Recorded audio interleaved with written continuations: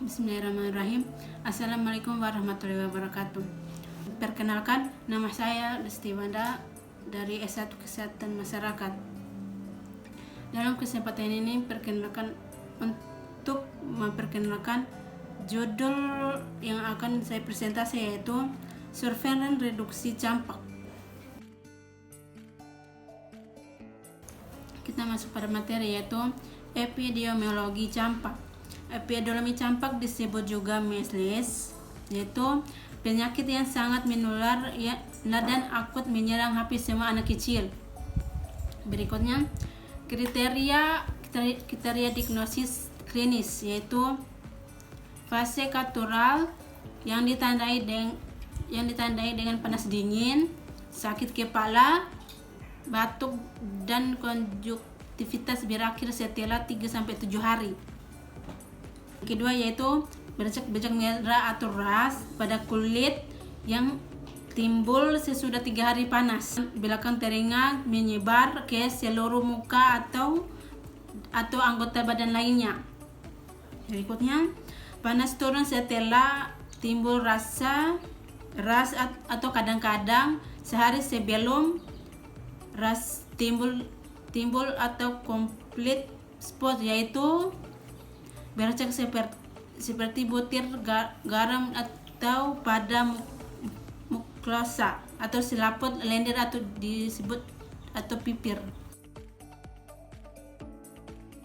Materi berikutnya yaitu definisi kasus klinis campak, yaitu demam dan maklupapular ras atau non vesikular, dan batuk pilek dan mata merah atau konjungtivitis, atau seseorang yang menurut dokter suspek terinfeksi campak. Berikutnya yaitu kriteria laboratorium untuk diagnosis campak. 1. Titer antibodi meningkat 4 kali lipat atau terosolasinya virus campak. 3.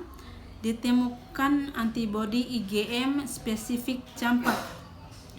Berikutnya itu klasifikasi kasus. 1. Konfirmasi klinis, kasus yang memenuhi definisi kasus klinis campak.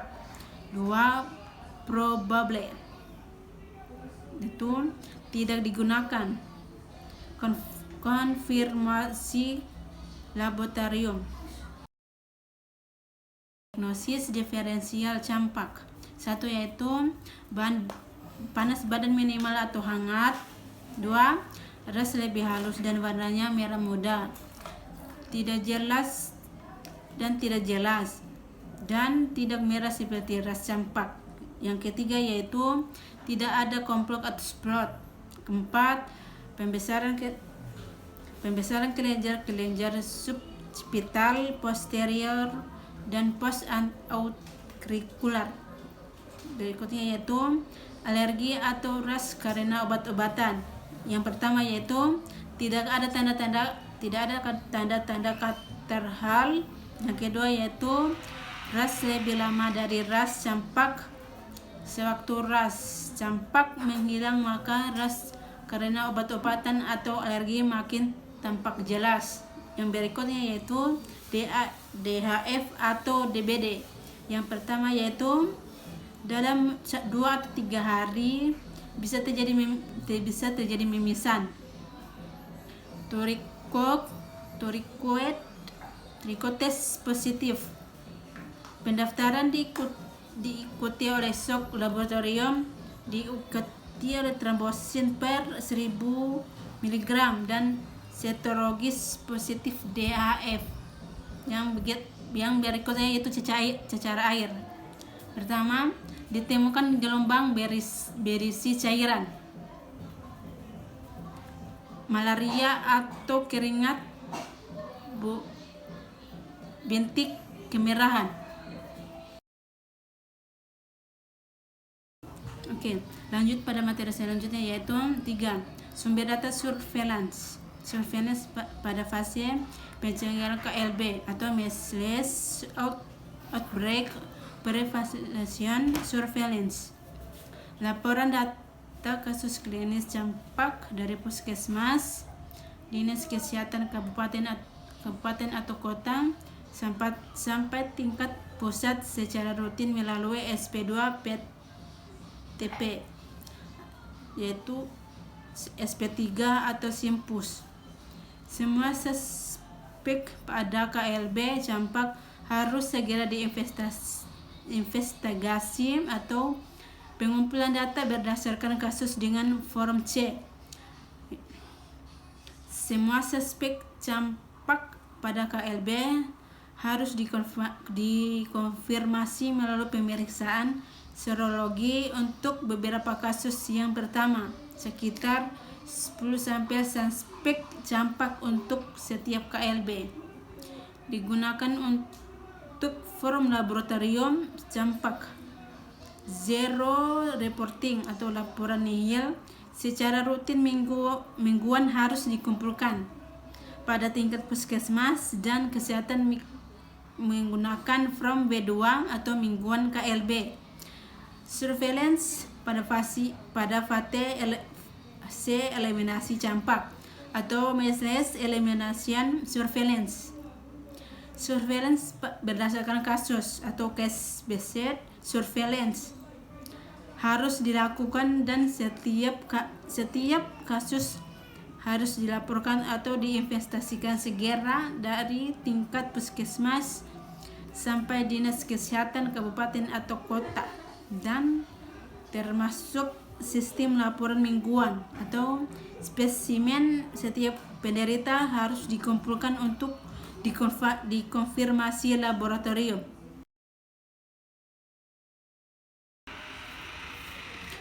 Berikutnya yaitu pada fase eliminasi data yang dikumpulkan berdasarkan data kasus atau case based data sebagai berikut. 1.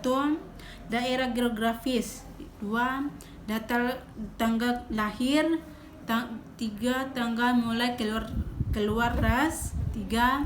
Tanggal notifikasi. 4. Tanggal kasus diinvestigasi. 5. Tanggal spesimen dikumpulkan. 6.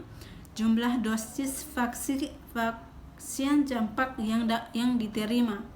Sumber infeksi yang diidentifikasi. 7. Hasil serologi atau positif atau negatif. 8. Klasifikasi final atau konfirmasi. 10. Klinis atau laboratoriis atau epidemiologis. Ke-11. Kelengkapan atau ketepatan laporan campak mingguan. Materi berikutnya yaitu komplikasi penyakit pencampak, yaitu terjadi pada anak balita, terutama gizi kurang. Sering terjadi adalah bronkopneumonia, gastroenteritis, dan otitis media. Sedangkan halitus jarang terjadi tetapi fatal. Berikutnya itu komplikasi ini dapat menjadi dua yaitu 1. Akut febrile convulsion atau kejang-kejang karena suhu tinggi. Viral encephalitis. 2. Tidak akut.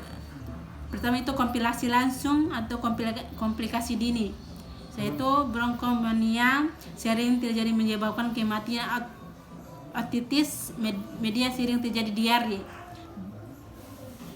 Kemudian yang kedua yaitu komplikasi tidak langsung, kronik melothorion kwashiorkor, zercoprotamiya, dan tuberkulosis.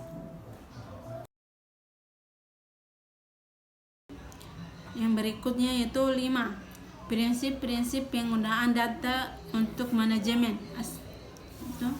Fase pengendalian atau measles control phase. Pemantauan insiden dan cakupan imunisasi. Identifikasi daerah dengan kinerja yang jelek. Fase reduksi dengan pencegahan KLB atau measles outbreak presentation phase. Deskripsikan perubahan epidemiologi campak dalam bentuk proporsi umum dan periode epidemik.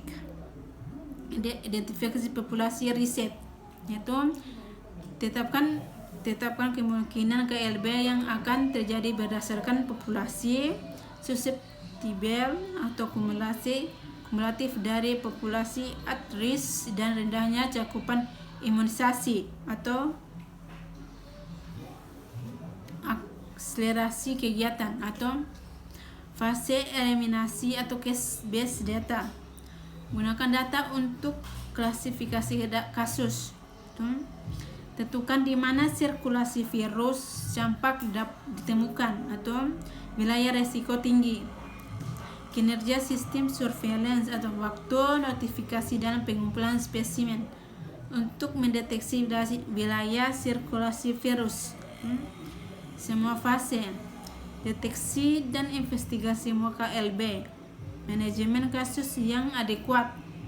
Tentukan mengapa KLB ini terjadi atau kegagalan vaksinasi atau akumulasi susceptible.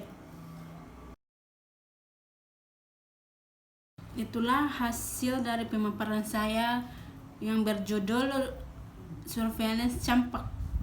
Sekian dan wassalamualaikum warahmatullahi wabarakatuh.